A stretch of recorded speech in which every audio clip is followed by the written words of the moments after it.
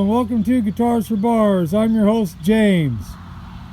What we've got here is a box that is shaped like the box that a guitar comes in when you order one.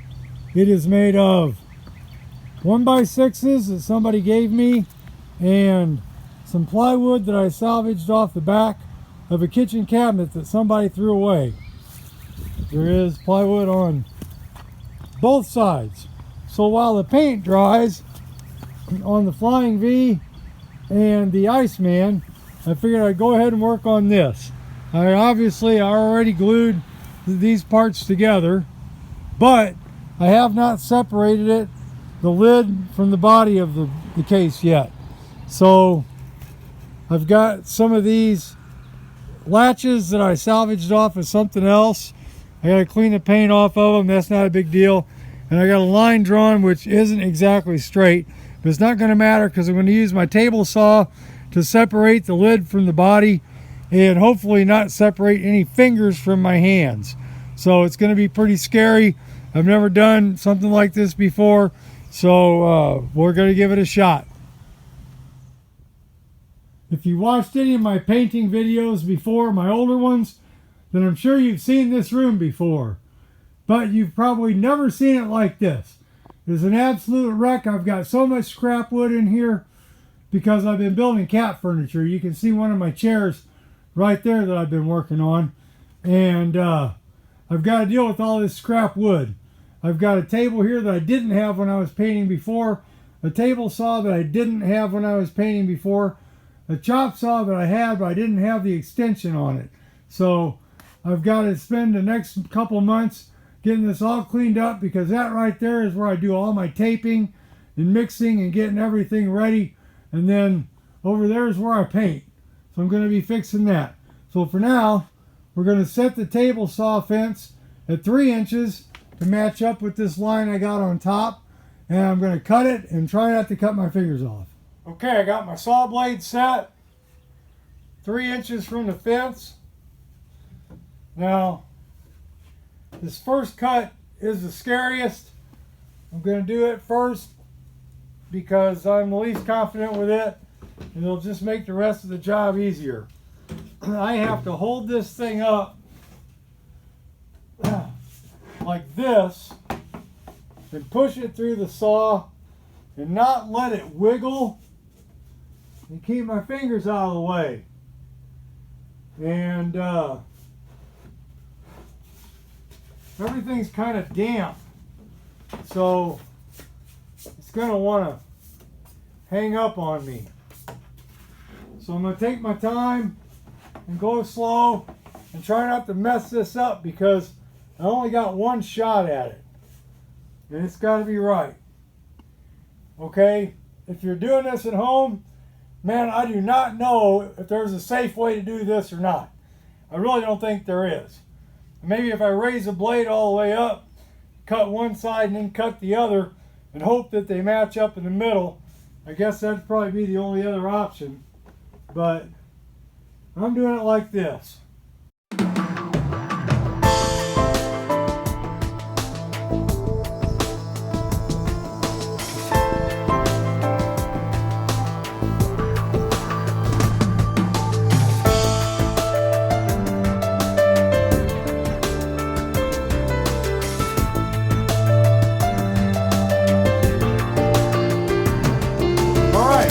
First cut, except it's stuck on the riving blade. There we go. Now, hopefully I went deep enough to take a look. It looks like I did. Yep. All right, first cut was a success. Now we'll go for the long one on this side.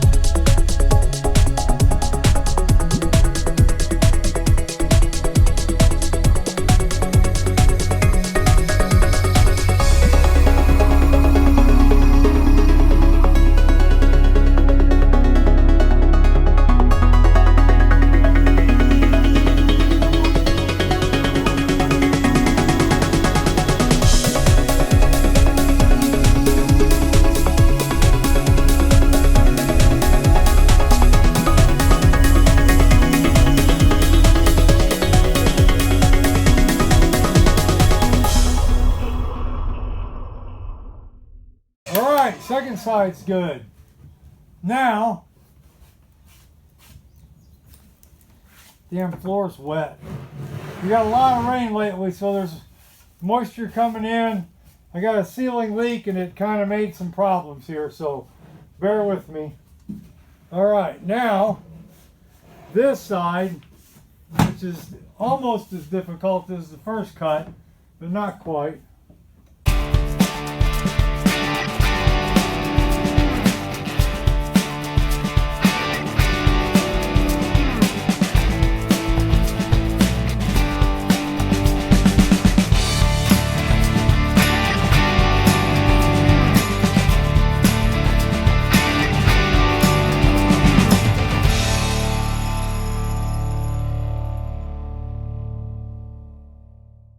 Okay, one more, and this is the one where we find out how good I did, because if I didn't do it right, well, I end up with a spot like up here, where I hit the blade once, and then I pulled it back because it wasn't quite right.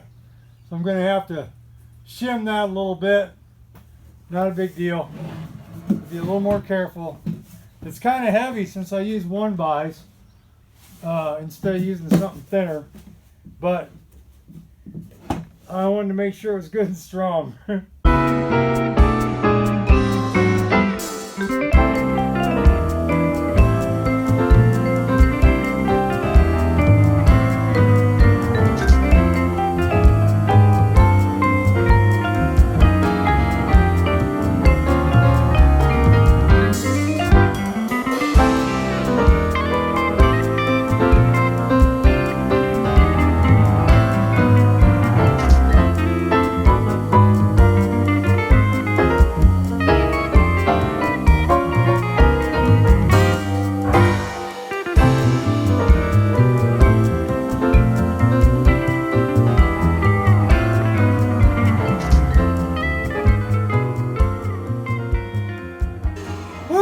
Got it. Man. Okay. It didn't come out perfect because nothing ever does for me. Not except for some paint jobs. But I got a little wonky right here. So I'll glue a piece on there and smooth that out. And same way with the other end. I'll just sand everything to fit. That's what sandpaper's for. All right. Oh yeah. Before I put it all together, I traced the pattern of the V on the inside, so I know which way it went, and labeled it the bottom and the lid. So, all right, that step's done. Next, I got to sand everything, get it all smoothed out and even. Okay, I'm back in the safety of my own home. Now, you can see I got a pretty good gap there, the width of the blade. And it's the same down here. I just, well, it's not quite the same. It's not as deep. And the same thing happened on this end. Now, let me show you the parts on the other piece so you can see how it all matches up. It shouldn't be.